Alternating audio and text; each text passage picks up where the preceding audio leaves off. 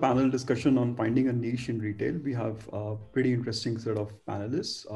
To quickly introduce myself, my name is Ashish. I'm the founder of Next Big What and an alumni of IIT Roorkee. So first of all, just to set a quick context of the panel and this topic. So if you look at it, the retail industry in India is going through a huge transformation. Right from D2C brands to WhatsApp-led businesses.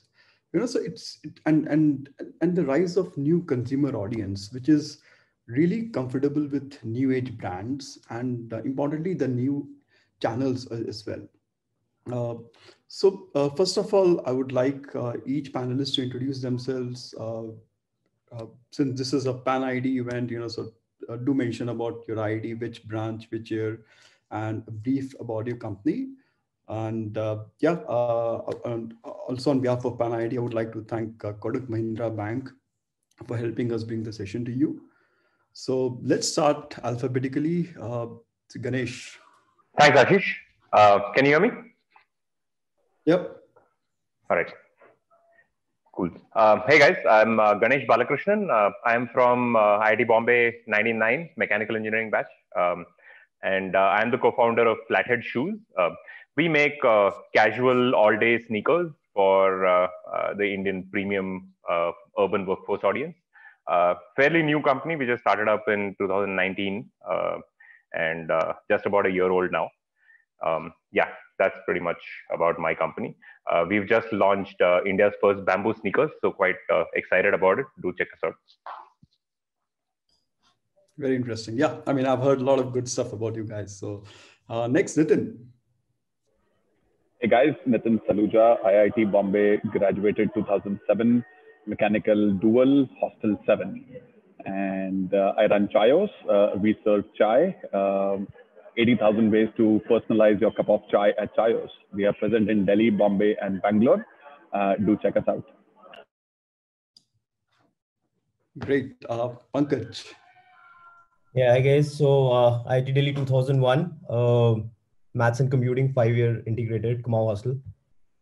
So this is my third venture. Now I'm running a company called Clovia. Prior to this, 2 exits. One was in the edtech space, way ahead of its time. And one was in the ad tech space, 2 years out of college. So Clovia, we're a 5-year-old lingerie, sleepwear, and a personal care brand for the urban millennial. We guys have scaled fairly well in the last 5 years. So we're selling like 1 unit almost 4 seconds now. And yeah, more or less, that's about it. Awesome. Vidit. Hey guys, I'm Vidit. I graduated out of IIT Delhi 2012 from electrical engineering, Jwala Hostel. I now run Meesho. Meesho is essentially a way for women across the country to come and start their online stores in fashion lifestyle and very seamlessly connect with all social platforms where their audience is, which is WhatsApp, Facebook, Instagram. Now we have more than 6 million such women across the country who run their stores using a platform. And in our total history, we have raised about 200 million. So that's about us. Thank you. Awesome. So the most interesting thing about this panel is that each one of you have a very niche business, which, in a VC speak would feel like a very small TG, right? The TAM is very small, right? So let me start randomly this time, on how did you go about discovering the idea? And importantly, why this kind of an idea? And, created a bigger market around the idea itself. So Pankaj, let's start with you. Yeah, so interestingly, I think the first thing that VCs have always asked me is, name one 500 crore brand in lingerie in India. And, exactly. my answer to them always was, yeah, you have to give them a chance to become 500 crores. And we're pretty much, almost 2 years away from that. So I think it's actually a very pertinent question. And the thing is that, is the business niche or is the opportunity which was waiting to be tapped? I think these are two different problems. So our thesis initially, this was sheer serendipity. My wife, in fact, who's also co-founder. So she's been one of the oldest, e-commerce, people in the ecosystem, and she would constantly face this problem herself that, whenever she would go out in the market to buy, piece of lingerie for herself. And, and she would come back saying, yeah, there is a huge dearth, and I would always be that, the 2 times entrepreneur, the other hero one, I would always keep telling her that, look for aspirin, don't look for vitamin. Is it latent demand? Is it, all sorts of jargon I would throw at her. So one fine day she came back, and I think Jabong guys were starting up in India, the Rocket guys, and they invited her as an EIR, and I think she went there for 10 days, and then she just came back one day and said that I'm not going there anymore, because today I went to buy lingerie in a store someplace, and the gentleman on the other side of the counter said that when I asked for my size, he said, "Madam, this size will not fit you. I will tell you what your size is." And she said, I just started laughing. I said, if in a tier 1 town I am facing this problem, what would be happening in the rest of the country? And then we started exploring. So moral of the story was that there are 4,000 crore plus brands in the men's space. So definitely it's not like that women are 1/5 in this country, right? So it's just a matter of time is the way we saw it. And the more we deep dive into it, we realized it's more of a distribution problem than anything else. And so the intent was to understand whether there's an opportunity to tap that and disrupt that ecosystem. And because lingerie is a very complex category, and it's a very short span of time for me to explain it all. But imagine that this is SML XL, right? And lingerie becomes 32, 34, 36, and B, C, D, E, F. So they're like 40 plus sizes, and different parts of the country have different needs. So it's very difficult to distribute. So it was the retailer who was driving, and we said, if there is a way to disrupt it, why not? And that's the thesis we started with. We are very happy with where it's, we've been able to prove ourselves. But 100 crore पे लोग कहते हैं 200 कैसे होगा, अभी 200 पे तो लोग पूछते हैं 400 कैसे होगा, तो चलते रहेगा. It will continue to happen. You're ending, yeah. So quick question to you is that how did he convince the end user? Because first of all, the end user was also not online. When you guys started, women were not really online. Frankly, the way we thought it was very. So we, at least my personal intent was that let internet be the medium to gauge data, understand the pin codes, and basis that we could probably distribute it a much better way to the end audience, and it could be any channel then. So that was how I was approaching this problem initially.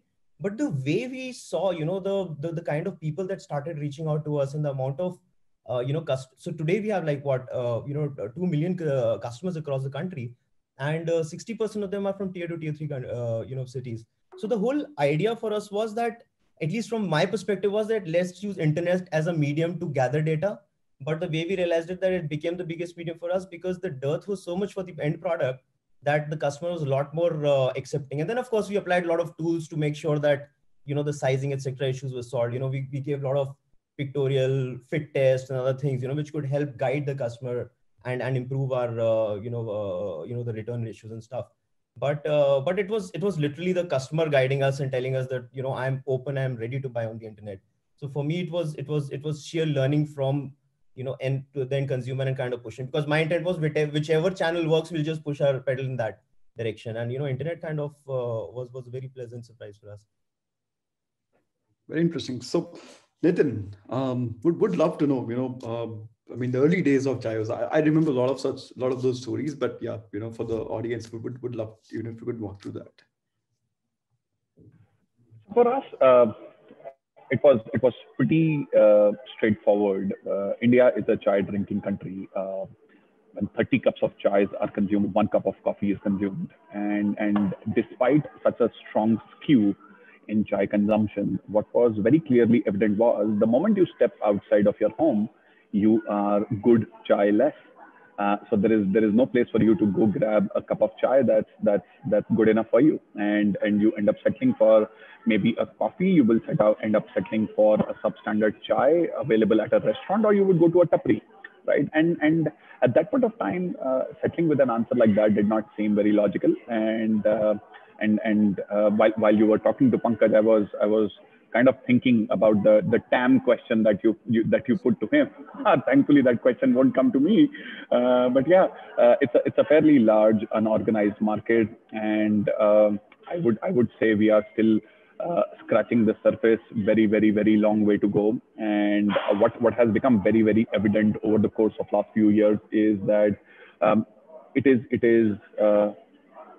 that strong latent need that's out there, because the demand was out there, but the supply was not available. It seemed like that the demand was never there. And the moment you bring on the supply, you see magical demand. That's the journey we are on to, and very high customer repeat rates, simply because once a consumer gets that right personalized cup of chai, which I said in my intro can be personalized in over 80,000 different ways, it becomes a very sticky proposition for the consumer, and that's why we see people come back to us over and over again. Possibly one of the most technologically advanced retailer globally, and I say that with extreme caution. And that just helps us stay very close to our consumers, and be able to deliver the best possible experience every single time they come over. Very interesting. So in the early days, how did you go about figuring out the location and the pricing part? Because you're competing with a Tapri as well as the Coffee Days of the world. So let me say, Ashish, it was a very simple set of steps that were followed. I started by a lot of elimination. I knew that I cannot go to the bottom of the pyramid because that's not a place I want to build my business. It was a personal choice that I don't want to build a totally value play.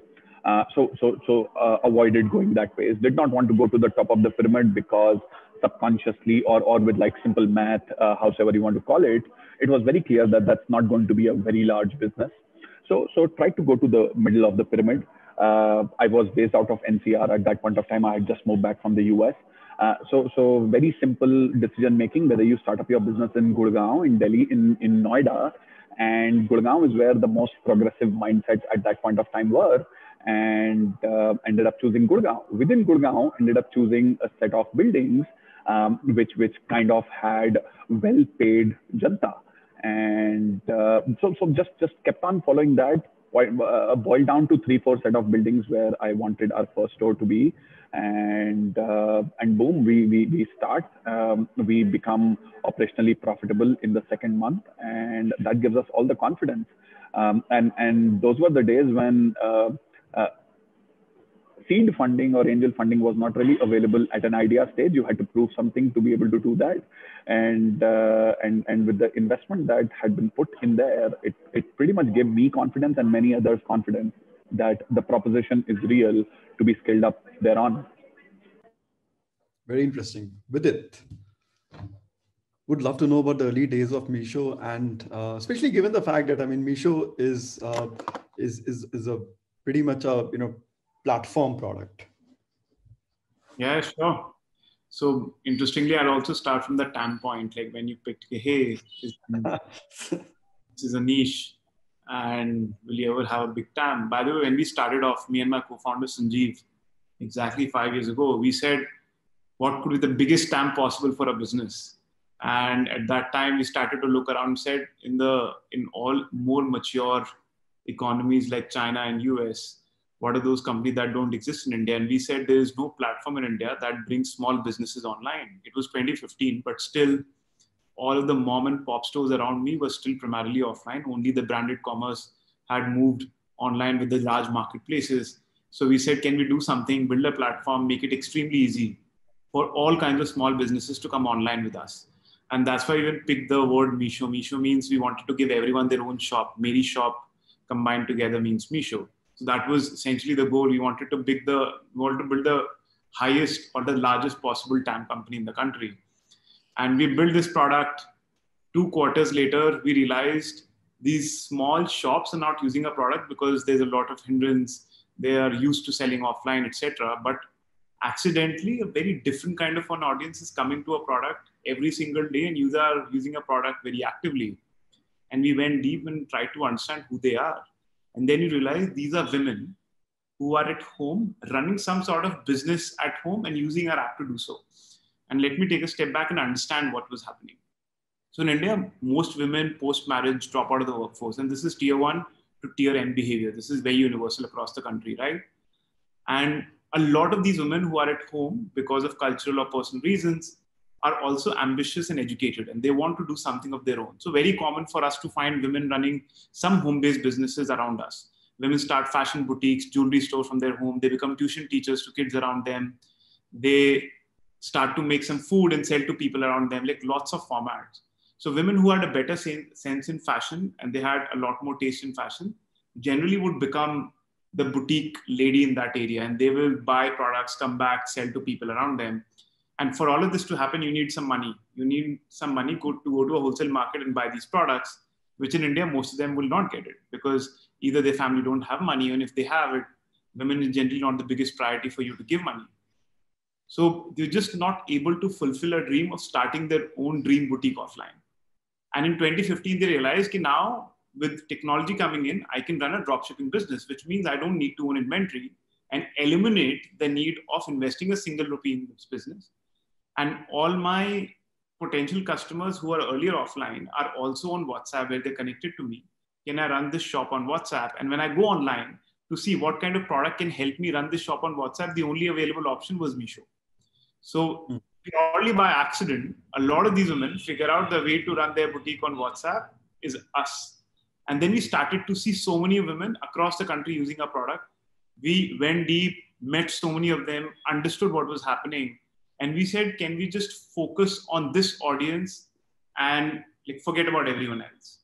And that's when we figured out Meesho. And then we just kept focusing on this audience, building out everything that they need, be it access to supply across the country, which was very hard for them to get, access to good logistics, access to good payments, simple tool that every other business has, but they don't have.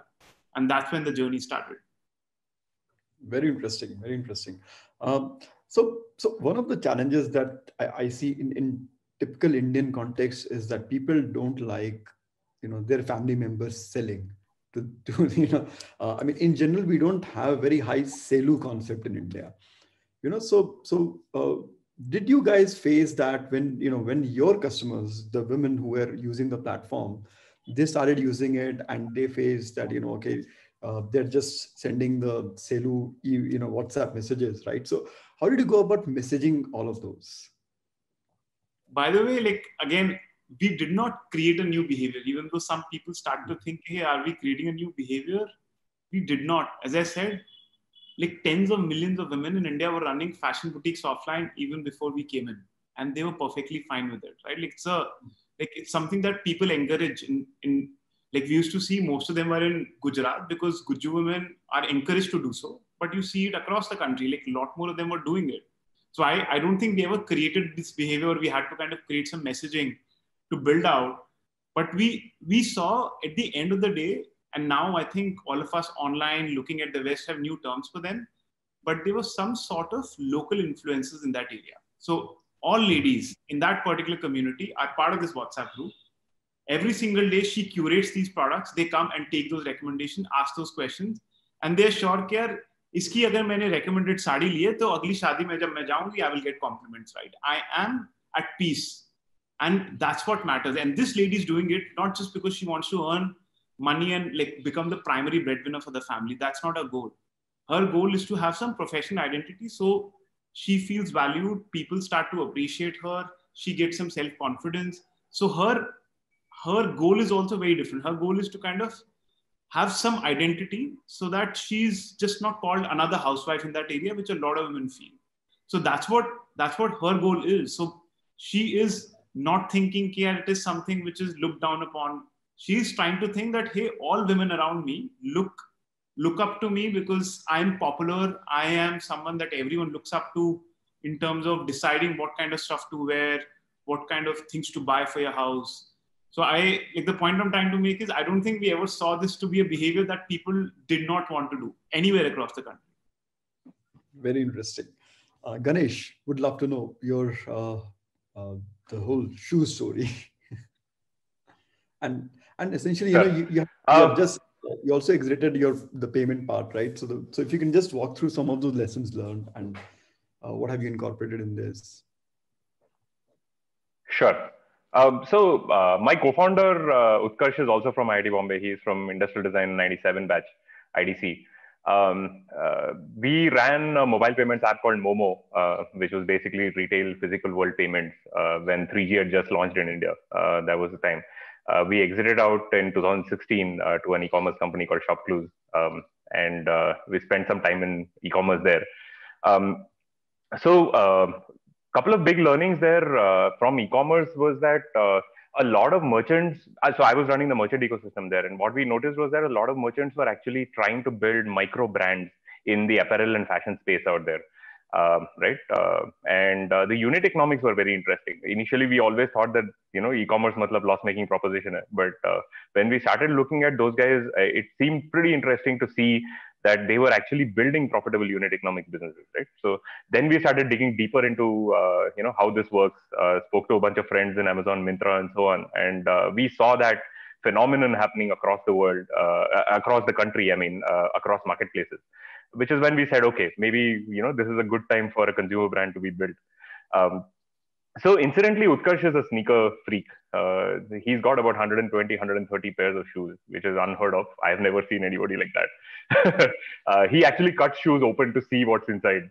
Who does that with new sneakers, man? So we've been trend spotting in shoes for a while. So when we started looking at e-commerce and trying to figure out what to do, this kind of fell in place. Incidentally, India is the second largest producer and consumer of more than $1 billion in size and growing at about 15-20%. And a lot of the unbranded market is moving into branded as well, right? So there's a big market expansion going on at the same time. The question more is around, will a brand be able to be built from a premium positioning kind of a perspective, right? It has been done in the last 5-6 years. For example, Crocs came in and built a casual bohemian brand. They're 500 crores now, right? Roosh in the formal leather space have built a brand out of scratch in the last 7 to 8 years. They are about 700 crores or so right now, right? So that has been done before.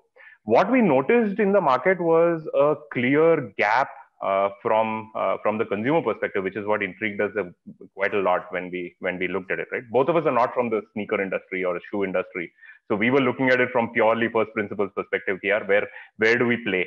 What we noticed was that people have moved from formal wear to semi-formal to wear to business casual wear to casual wear right now, right? The urban workforce. A lot of them now just wear jeans to work with probably a collared t-shirt, collared polo, or a t-shirt. But there are formal shoes, there are semi-formal shoes for the office, but there is no casual office wear, right? There is a little bit of a gap there is what we found. And we could actually build in that space was the thought process. And once we dug a little deeper into that, in the premium space, there was clearly a lot of Indian use cases specifically, which we saw were unaddressed, right? For example, we are a tropical climate, right? Whereas every casual shoe out there has 3 layers of fabric between the environment and your foot. So basically, your foot is cooking in a microwave every day, even though you're wearing a t-shirt on top. Why wouldn't you just make a t-shirt for shoes, a t-shirt for your feet? And that was the angle in which we approached it. When you look at things with first principles, I think a lot of things become apparent, which, at first glance, when you're an expert in the industry, it's not very apparent. So that's the way we've been approaching the whole problem right from day one. Very interesting. So we have looked at the early days of all of you, and let's look at the product market fit and the scale part of it. So Nitin would love to know, what were those stats and numbers around which you figured out that now we have really achieved product market fit, and essentially a lot of people are moving to new brands of tea and different kind of beverages, right? So what has been your secret sauce in terms of the ingredients itself? So I mean, is it something new, or essentially you are repackaging some of the older stuff? Sure. So for us, what has really worked well, and what has allowed us to be able to confidently say that our product market fit has been established, is the sheer fact that the same consumer comes back to us over and over again. I'll take you through multiple different facets how we define product market fit, but it starts all with consumer. If that consumer who pays you for that service, she likes to come back to you, pay that amount again, and get that product of her choice, it gives you that confidence that you're onto something right. Why does this customer really end up liking the product? Because we at Chayos, we very loudly and clearly say, we don't know what a good cup of chai is. Everybody likes their chai differently, and we leave it up to you, the consumer, to tell us how you want to personalize your chai. Now, this kind of a proposition is either available to an individual at their homes, or it's not available anywhere. To be able to personalize your chai, pick your milk levels, pick your tea leaf levels, pick your sugar levels, pick all the masalas that go into your chai. So the moment that sweet spot is hit, okay, they know the kind of chai that I want, and I know the kind of chai I can get here. That's when the product market fit for that consumer is established. So moving on from consumer to business, in the very first year, while we became operationally profitable in the second year itself, and I don't mean gross margin profitable, I mean profitable by the box unit economics of it, right? We became profitable, and we thought that, hey, product market fit from the business point of view has been established. But little did we realize that Nitin Saluja's salary is not a part of it. Nitin Saluja was the manager of that cafe. And when Nitin Saluja started to draw a salary of 20,000 rupees a month, only 20,000 rupees per month was a part of that unit economics of that box. And soon we realized that, oh, while it is all operationally making sense, it is a profitable unit, but our core mother metric is payback period. So what is payback period? You invest X lakh rupees to build out a store, and how quickly does that store return that money back to you? So that's the payback period. So it took us about 3 years, 4 years, 3.5 years to be able to get to that zone where, from a consumer's point of view, from an operational point of view, and from a pure business point of view, our product market fit could be established. And we are one of the fastest payback companies in retail space that opens up offline boxes. And thanks to our very lean cost line items, which are driven by the fact that we are extremely powered by technology, which allows our team not to invest their time and energy into a lot of redundant things. And because all chais at Chayos are now fully automated, and they are done via a chai monk, so we need lesser people to run a store more efficiently. So yeah, all in all, it took us about 3.5, 4 years to be able to make a business PMF, while the consumer PMF was established pretty much in the first year. Very nice, very nice. Pankaj, would love to know your thoughts on this. Yeah, so I think we can break it down into two parts. From our side, I think one is the product side of the whole play, and other is the brand side of the whole play, right? I mean, how does the brand fit into because for me, that's a very important aspect of what we do. I think from a product perspective, our industry is by far one of the most difficult apparel categories out there, right? And predominantly just for the sheer size sets that exist, and most of the people, even except Jockey, most of the listed players also, they had kind of, you'll see the balance sheets and you'll see this huge amount of inventory which is sitting because there's so much of the long tail of size cuts and stuff there. So what we realized from a product market fit was why is the end product not reaching, the right product not reaching the end consumer? So India is not one country.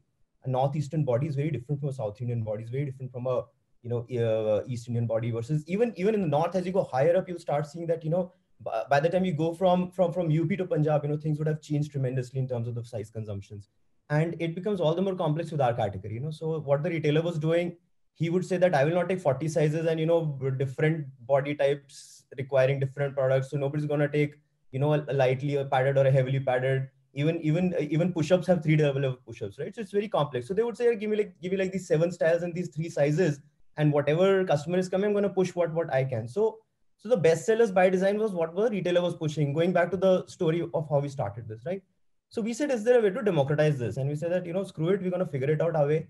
And internet is the biggest democracy in the world. How can we utilize that to kind of empower the end consumer? So that was the whole thought process we started with. So our idea was there should be the right product for every consumer, and we were not there to educate the end customer as a starting point because education is expensive. We are an EBITDA profitable company, one of the few e-commerce EBITDA profitable company, almost double digits now.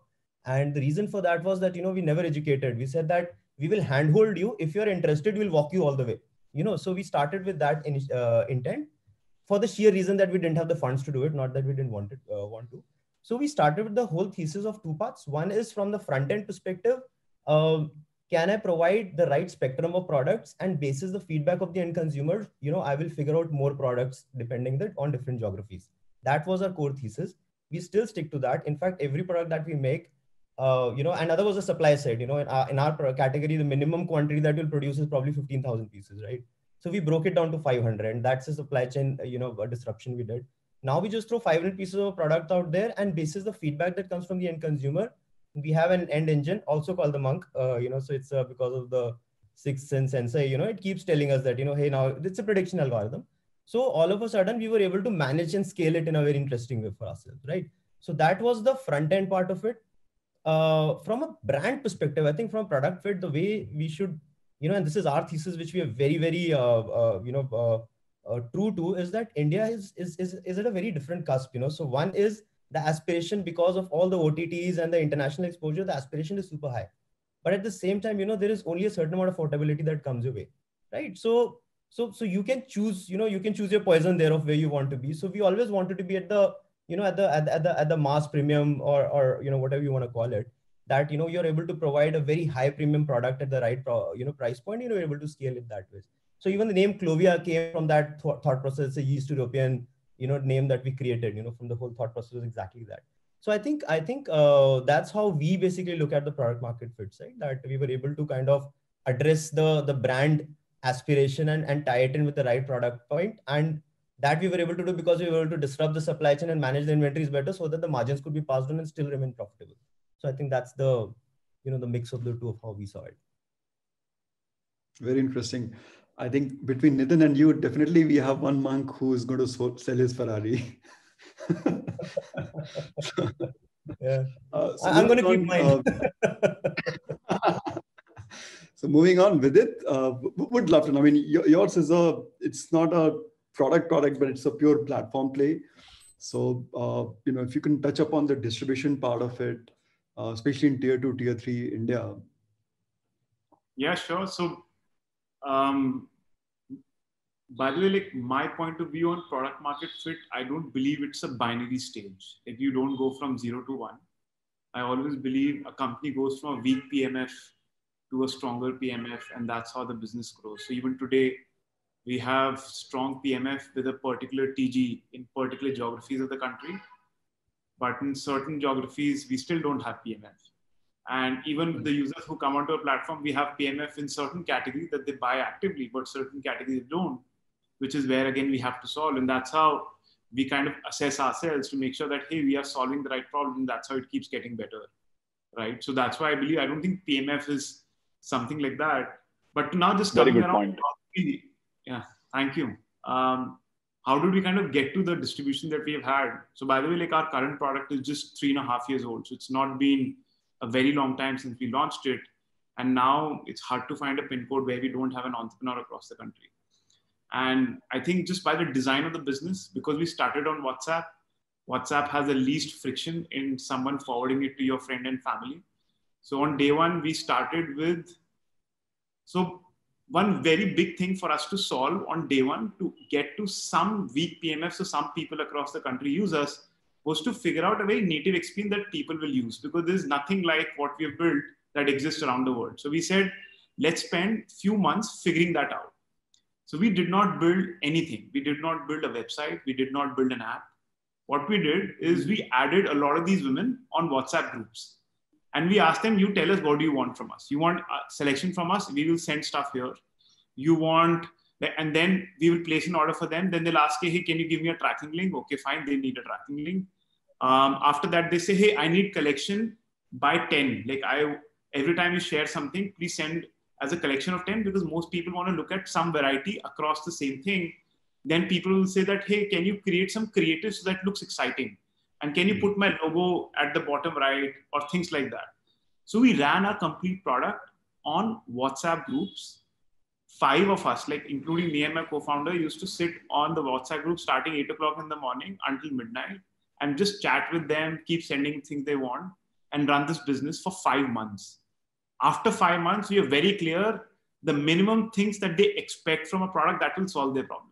And by the way, from then to today, our basic experience hasn't changed much, because knew exactly what they want. Like they did not want to search. They always wanted a browse experience. For a very long time, we did not even have search in the app, which is like mind-boggling for an e-commerce startup because we knew how they kind of discover things, right? So we spent enough time understanding this behavior bottoms up.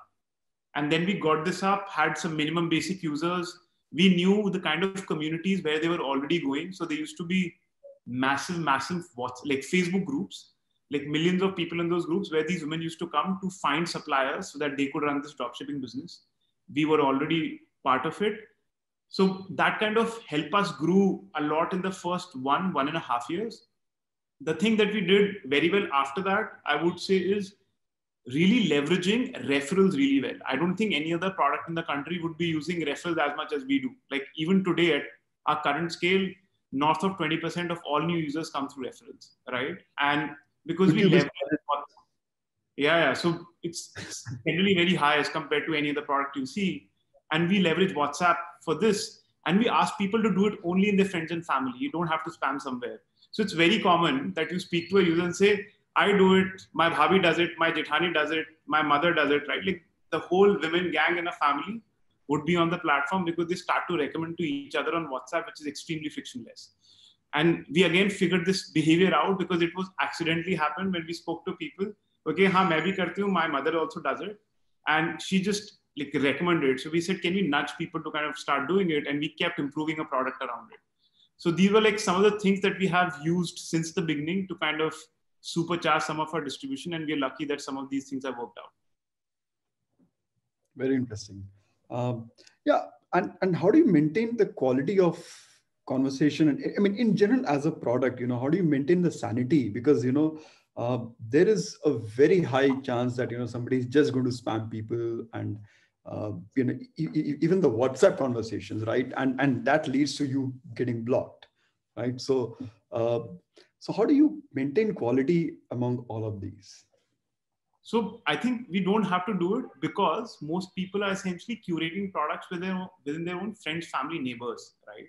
Mm-hmm. So by the way, you have to realize them running this boutique is much low priority than them maintaining their relationships with these family and friends, right? So they will never go and do anything. And that's why we don't have to put a lot of controls around the experience that they give, the kind of expectation that they set, because they have to live in the same community forever. So they want us to have a very high bar of experience. Okay, hey, I'm sending it to a very close friend. If you fuck up, they will not talk to me again, right? Like and sometimes it happens, like people just post on that group, all their friends are in one group, and sometimes it also leads to embarrassment. So I'm saying there's a control because you are trying to do it within your own close group. There's no chance that you will fuck up your relationships for something like this. So you just don't have to do anything of this. If they were doing it beyond their network, then it was a risk. But from day one, we realized that, hey, our responsibility of making sure we give a great experience to consumers is very, very high, because here relationships are at stake, like close family relationships are at stake, right? Which people value in India a lot more than anything else. Cool. Awesome. So moving on, Ganesh, would love to know the whole selling part. I mean, you guys did pretty well even during COVID. So what was the secret sauce over there? So COVID was actually a surprise for us, right? People are sitting at home, and not many people have actually stepped out of their home for almost those 2-3 months in the beginning. But once the lockdown opened up, June was our best month ever, right? After our launch, that was our best month ever. What we realized was that there is quite a lot of pent-up demand as well, which, in our scale, we are still in the very, very early stages. We are still in the innovators kind of a segment. There is still a lot of curiosity. There is still a lot of demand, right? So we are not on the product market fit for the majority audience yet. We are still innovators and early adopters there. So there, what we realized was that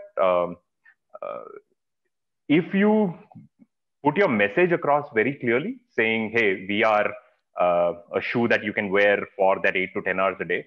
Very simple, right? You're spending 5,000 rupees plus on a good performance wear shoe which you wear probably for about 5 hours a week, right? When you work out and when you run and when you jog or whatever. But for the remaining 12 hours a day, right, 5 days a week, for 60 hours, you don't have a shoe, and you don't really think about that shoe at all, right? Why wouldn't you buy a performance shoe for your everyday, right? So that is the piece that we started creating. For us, in terms of product market fit, because it's a category where people generally don't buy, like t-shirts, for example, people come and buy every couple of months. Shoes, people buy every 8 to 10 months or a year in India. So our hypothesis was, we try to get the customer in, let them experience the shoes, and then hopefully there will be advocacy going forward. What we realized pleasantly was that as soon as the customer buys it, within a week, he comes and orders another one, typically for another family member. A lot of people bought another one for themselves, which was a different style, right, in the same collection. And now that it is 10 months into the business, now the last 3 months, our repeat rates are almost 30%, right? Which is very, very encouraging when people are back in the cycle of buying shoes, right? That is a big testament for us as well, right? In the early days, what we used to do was we used to go on roadshows a lot, right? Go talk to customers, understand what their definition of an all-day shoe should be, right? What we realized was that, something that is super lightweight, something that is super comfortable, right? And looks appropriate enough for work, right? It shouldn't have the neon flashy signs around that looks like a sports sneaker when you're wearing it at work.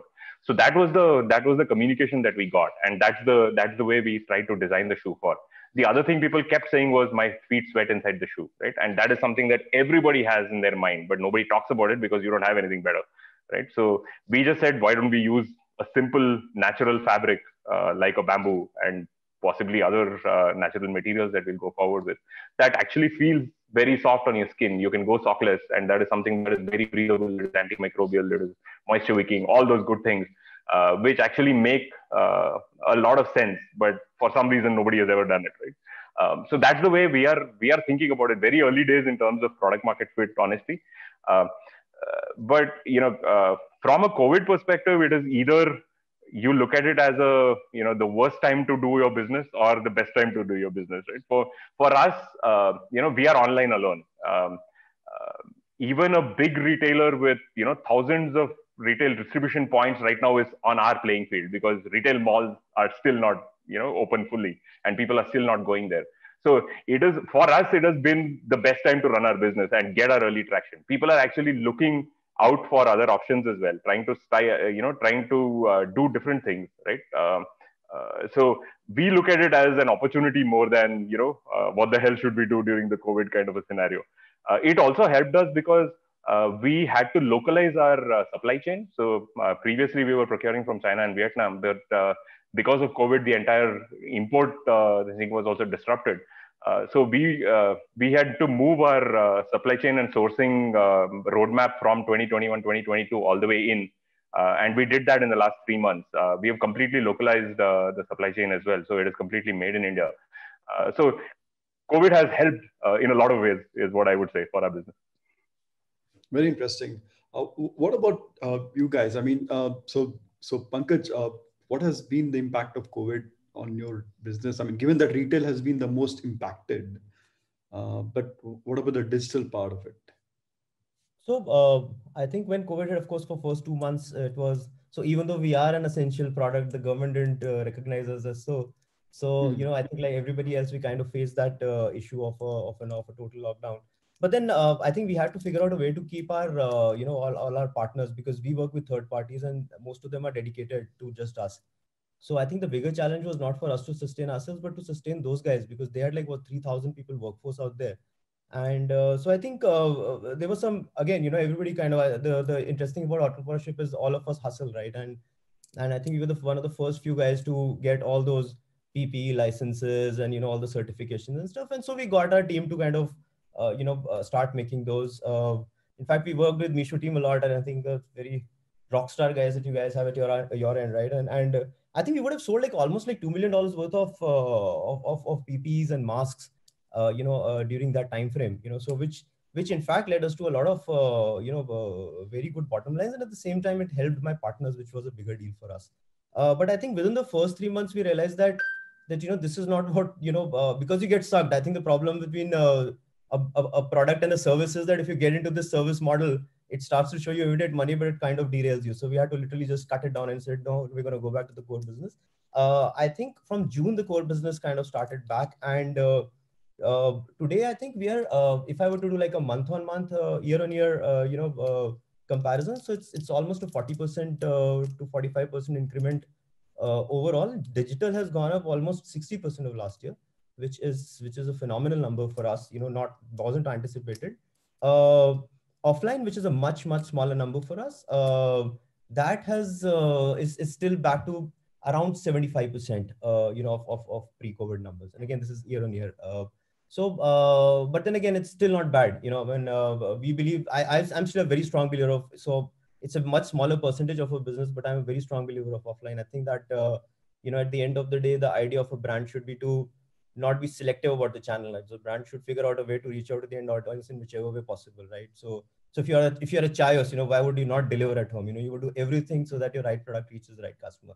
So I think yeah, that's pretty much it. And there's a very interesting change in product mix, by the way. I think that's a very interesting part. So my tier 2, tier 3 used to be up somewhere around 52%. That has gone up to 60, as I was just mentioning in the beginning of the conversation. So that is a trend that we see, that a lot of tier 2, tier 3 guys which are sitting on the fences because of the essentials being bought online, somewhat they've kind of pushed the envelope and gone to the other side, which is now it's up to us to maintain that excitement for them to deliver right and to give that service experience. But that I think is a very interesting change. From a category perspective, a very interesting learning, and I still haven't, we're still trying to figure out. For example, bras have gone a little down for us. Briefs have kind of gone up, and lounge, of course, has gone like 8.5x. So which has driven the growth, and it's done that for a lot of other brands, not just us. So yeah, I think at a very high level, that's pre-post COVID analysis. Very interesting. Nitin, would love to know. I mean, this the offline stores have been super impacted. So I mean, what have you guys done over the last few months? So frankly speaking, COVID hit us as hard as it possibly could. April, May, nearly zero revenues.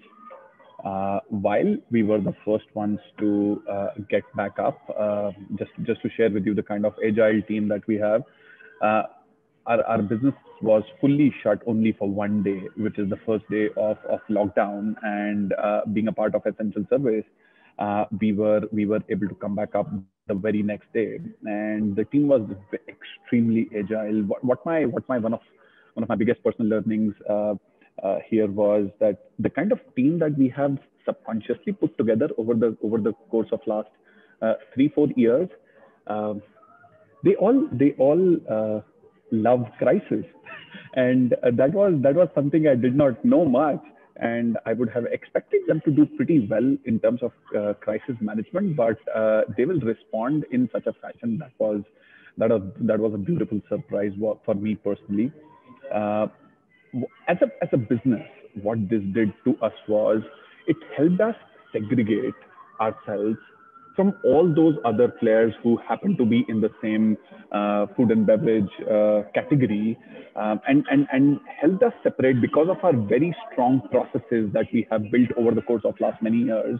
It helped us segregate very beautifully from a lot of those mass players, and because the customers started to pick their next delivery order from a place that they would trust in terms of hygiene. And lo and behold, all the investment made over the course of last 3-4 years, that kind of came out there on the forefront. We were the very first ones to start to print, let's say, body temperature of all our members of the team involved in building your order on the print, all the bill itself, and that gave our customers a lot of confidence. Over the course of April, May, June, we went into build out mode. We started to build our entire D2C strategy, and which is now a significant revenue contributor for us. We built out a new virtual brand, and so a lot of different things were happening while the customer was responding beautifully well to our overall proposition and the hygiene standards that they hold us to. In terms of numbers, as we talk, we are back to pretty much about 80% of our pre-COVID numbers on all the stores that we are live, and we have about 80% of our network that is already live now. And a part of that network should open up sometime in Q1 next year, calendar year. So very resilient, strong teams, a big revelation in terms of the crisis management, great response to overall consumers' expectation on hygiene, great new build out initiatives that happened that showed us the right colors. So yeah, all in all, can't complain about it at all. Very interesting. Vidit.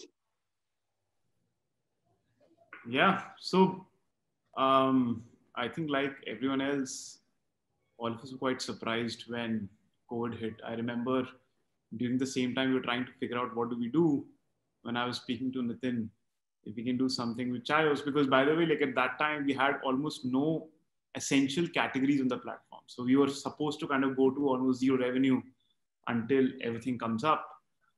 So I think first few weeks would definitely be, I would say, a shock.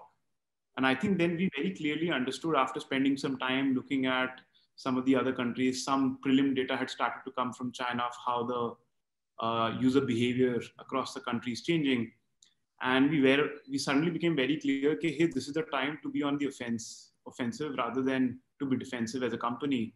So we said, let's prepare ourselves, assuming a lot of our users come from tier 2 and below, and their e-com penetration was very, very low. And COVID is going to push everyone to come online for the first time. How do we capitalize on this opportunity? If you look at certain reports, e-commerce market size that was supposed to happen like 3 years from now would have happened already by this year. If COVID lasts for another year, what was supposed to happen 5 to 6 years will happen by next year. So the opportunity has come to us. Now, if we do not capitalize on it, it's our problem. So suddenly we went back to the board and said, okay, hey, fortunately we have a lot of money in the account. We recently raised a round. Can we go aggressive? Can we extremely be aggressive? So we scaled up everything. We increased our marketing budgets multifold. Like whatever was supposed to happen in expansion in about a year happened in a quarter. And I think last 5 months have been the best months for the company. We are right now 5x of our scale of pre-COVID, which is Feb, like just after 5 months of lockdown lifting up. So I would say it was an opportunity for us. Like everyone in the beginning, we were quite surprised and shocked, but I think we were able to kind of capitalize on this. We kind of gained market share because most of the players like us around us were trying to be conservative, thinking, hey, should we just hold back, wait and see what happens? We said, this is the opportunity. Like everyone else will be defensive. Can we just go out and capture everything possible? And to some extent that has happened. So all in all, I think it was good for us as a business. Amazing, amazing. So we are pretty much done. I want to all of you to share, one quick take on future of your industry. I mean, what's really happening, because COVID has disrupted everything about pretty much all the retail industries.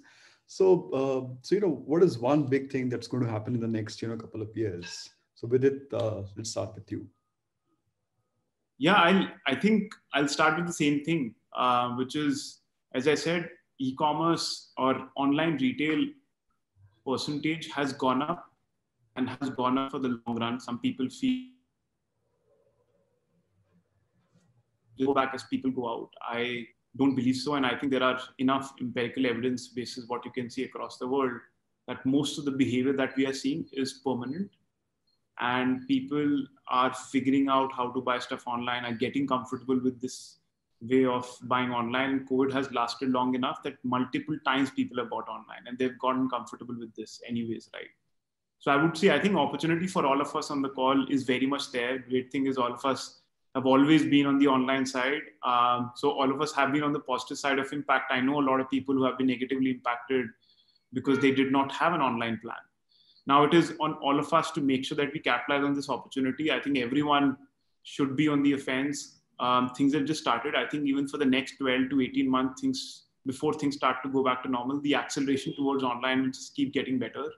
The economy will start to get better because all of us went down. So even though like online sees a lot of growth, overall economy is definitely impacted. So people have less money. But when things start to improve and online penetration anyways is higher, I think all of us will see another wave of positive impacts. And if we are ready to kind of capitalize on it, all of us should see gains. So all in all, again, I believe next 12 to 18 months would be the best ever time for all of us building businesses in the online world. It's now just on to us. How do we execute and capitalize on this? Yep. Pankaj. Yeah, so I think one is, of course, I think digital is here to stay. This is just like, what Demon did to online. All of a sudden, the percentage of, COD versus prepaid all of a sudden kind of, shifted, and it kind of stayed beyond a point, right? It came down, but the normalization, pre and post Demon was very different. So I think it's a similar and a much, of course, multi-fold bigger thing. So I think digital, of course, is here to stay. I think goes without saying. But one view along that would be that, India being, the country that we are, I think, and not just India, across the world, I think offline will have its role to play. I think there is no denying that.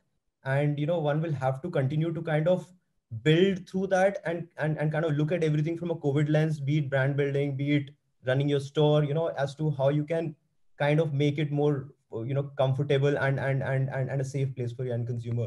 But I think offline will also return, but again, the brush off for internet is phenomenal. I think, and of course, we are all in fact seeing it, firsthand here. So I don't need to kind of say that again. Again, from brand communication side, I think health and safety, hygiene, these are going to be some very, very serious pointers which everybody would want to talk about and focus more on. And I think that's a very healthy change that will come to us. So I think every brand probably will have to be more cognizant of that as well. So yeah, more or less that. Yep. Nitin, what's your take? Somebody said earlier that a brand should not worry about the channel. Big believer of that. So all the brands that are looking for longevity should just be cognizant to be present pretty much across all channels. A big believer of that. And retail and offline are here to stay. They are the big daddy of all.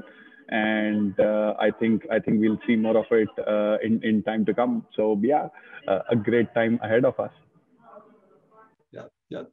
Ganesh. From the generally, I'll talk about the footwear category, right? I think people are starting to get a lot more sensitive about that active lifestyle aspect, the comfort aspect that they're looking for. So we see a lot more intelligent questions coming through, where typically casual shoes were typically taken for granted before that. The other thing that we're seeing is online for players across the board has become a much bigger channel, right? It is not a addition to your existing offline channel. It is an integral part of building your business now. You see Puma, they are doing 35%, 40% online of their entire business in India, which is 1,250, 1,300 crores, which is massive, right? So online definitely has picked up now. Along with that, we are also starting to see some interesting innovations around home trials and virtual tryouts and stuff like that. Of course, Lenskart has led the way a long time ago, but a lot of that will start happening in fashion as well, is what we see in the next couple of years. So quite exciting times ahead for sure. Yep. Awesome. I think, so like Nitin said, offline is also going to stay, and a lot of things. It's always going to be omni-channel, when it comes to the consumer. And wishing you guys all the best, and thanks everybody for your time. We are dot on time. So anybody has an efficient group of people. Yeah. Cool. I think that's pretty much, and all the best to you guys. Thank you guys. Take care. Thanks, Ashish. Thank you. Nice talking. Thanks. Bye.